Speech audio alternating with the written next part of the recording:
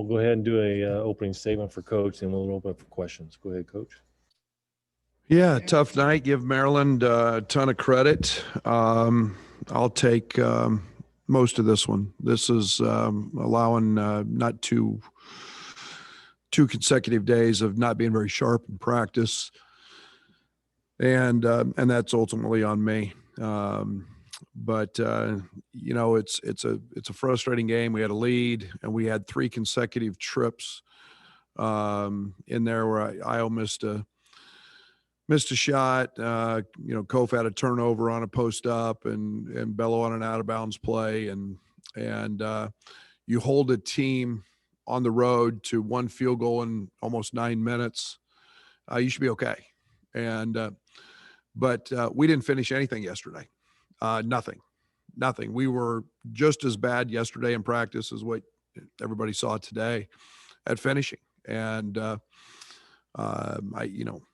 got to re-examine what we're doing in practice and how we're going about it. But again, I don't want to take anything away from Maryland.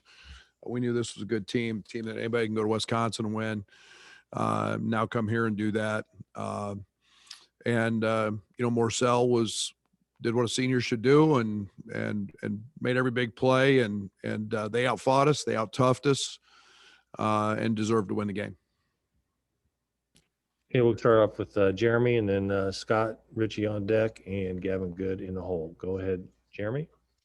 Brad, obviously your team has these stretches where they can just dominate, but there's also a little bit of inconsistency. You talked last game about trying to figure that out. Have you figured that out, or what are you seeing, or what do you think's behind some inconsistency? A million reasons. It's something different almost every game. How about missed layups today? How about turnovers in the first half when you've got a chance to really kind of pull away? I thought. We missed things, missed opportunities. And again, it's been everything. It's been, today we let Dante Scott, his first 3 threes were all scouting report mistakes. And, and it was 3 different people, and it was Io, it was DeMonte, the first one.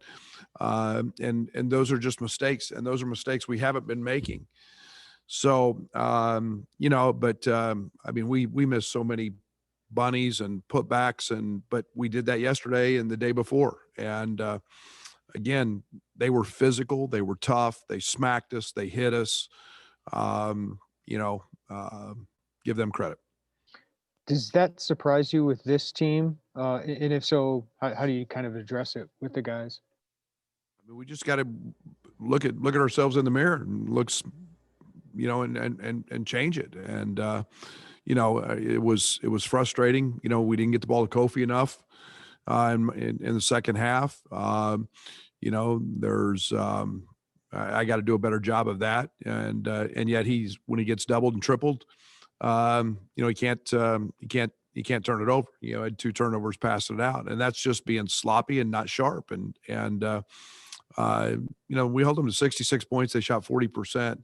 We can talk about our defense, and yet you hold them to 1 field goal at 9 minutes or close to it. But just we couldn't get a crease. We couldn't get an edge. We couldn't. Again, they just give them credit. Thanks. Okay, go ahead, Scott, and Gavin Good on deck. Hey, Brad, we watched Andre come out here and just put up shots for about 10 minutes, including maybe, a few, attempts at the one that he missed there in the last minute. What do you tell maybe a freshman that's feeling like he maybe left something out there? Next game. It's the ball doesn't always go in, and it's next game, and he's gonna see those type of coverages the rest of the way. He's got to keep working on his shooting. He's got to get in the gym and shoot. He's got to learn to make floaters oversized. And that's today was a tough day for him, and they stayed at home. And those are shots he normally makes and will make. Today just wasn't one of them. You mentioned Daryl Morcell. Just how important is what he did, maybe in the context of Eric Ayala not being available? Well, that team, as so often happens, when you lose a good player, you rally, and he changed positions and changed spots and took on the job of guarding Io, and I think he had 3 or 4 at half and ends up with 19. But it was what a senior does, and again, I thought, the inconsistent. We were inconsistent in our ball screen coverages with him. We had some different matchups. He played on the ball a lot with his size and strength. That was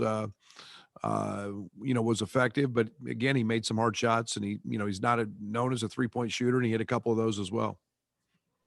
Thank you. Go ahead, Gavin. Nope. Brad, it kind of got lost in the game, but there was that moment when Georgie was really upset, and he kind of came over to the bench, and you kind of like seemed to put him in a bear hug and try to calm him down. What did you see there? What was that moment like? Yeah, the official came over and said he completely missed the call after halftime after he watched it, and Georgie's. We all know Georgie gets emotional, and when he feels like he plays really good defense, and part of that maybe his reputation early on in his career, and the official came up and actually apologized to him after the at halftime, but it doesn't help in that moment, and we keep trying to get Georgie to move on next play. He's been much better at that, but today, for whatever the reason, he wasn't.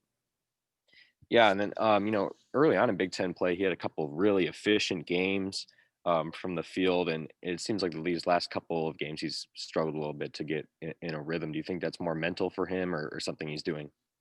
Get him on the court more in the last 2, and that's been part of it. I got to slide him over at the 4 a little more, and he's such a good passer. I was a little concerned today just because of the small lineup that they played.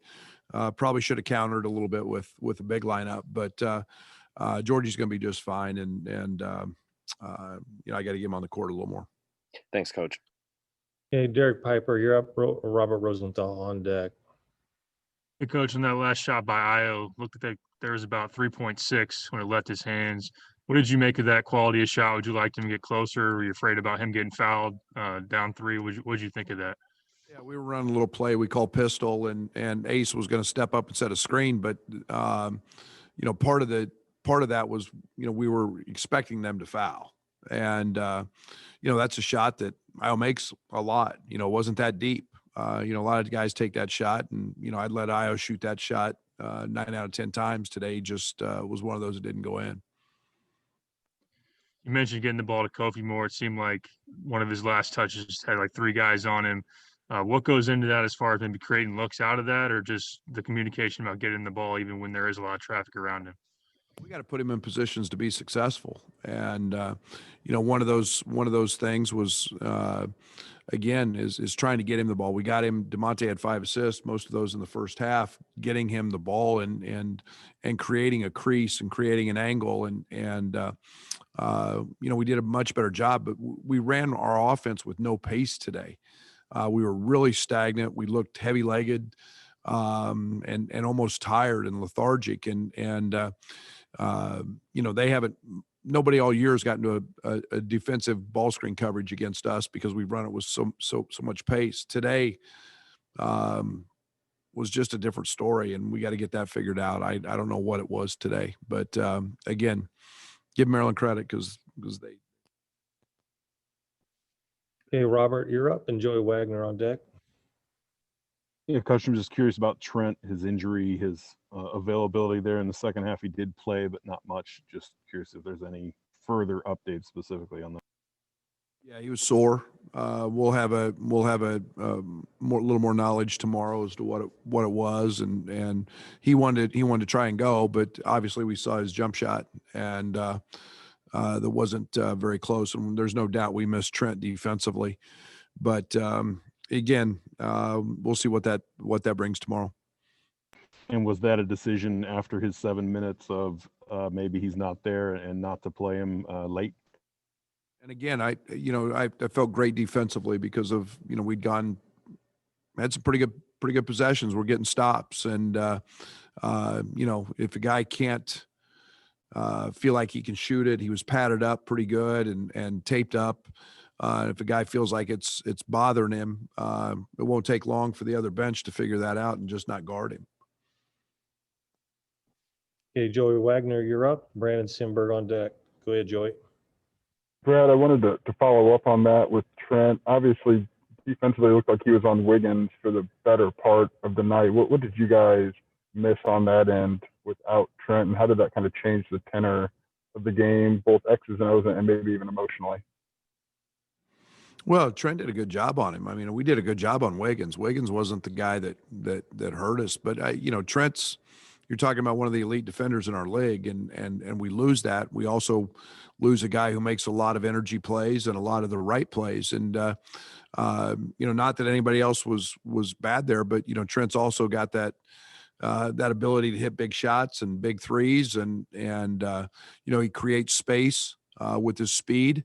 So you know, there's no doubt we miss having Trent out there. Thanks, Brad. Okay, we'll go Brandon Simberg, and that will be the last question. Go ahead, Brandon. Hey, Coach. Io played 40 minutes tonight. Was there ever a time where you were thinking about pulling him, or did he want to be in for the full 40? Yeah, kind of the way timeouts work in this game. I usually get him out in the first half. You know, there was some moments in there where I thought the pace was okay, and but you know, he's pretty well conditioned, and I usually don't like to do that. Play guys 40 minutes, but today with Trent's situation, it was a little more needed, and we went that way. Any follow-up, Brandon? And Okay. yeah, I do. I have a separate question. In the second half, it only Curbelo, Io, and Kofi really seemed to get going. So how can you kind of get other guys involved? We take what the defense gives us and what's out there. And I think that's one of the beauties of our team is we haven't had, you know, we've had pretty productive nights and, you know, from a lot of different guys, but, again, we weren't sharp offensively. So you know, I don't know if it was, really a matter of who we got going, but, you know, Ace was going early and they were all in transition and yet, you know, they were doing a great job of closing on him with length, and you know, he got a couple blocked, but you know, we got to do a better job. I've got to do a better job of that. All right. Thank you, everybody. Appreciate it. Thank you, Coach. Thanks, Kat.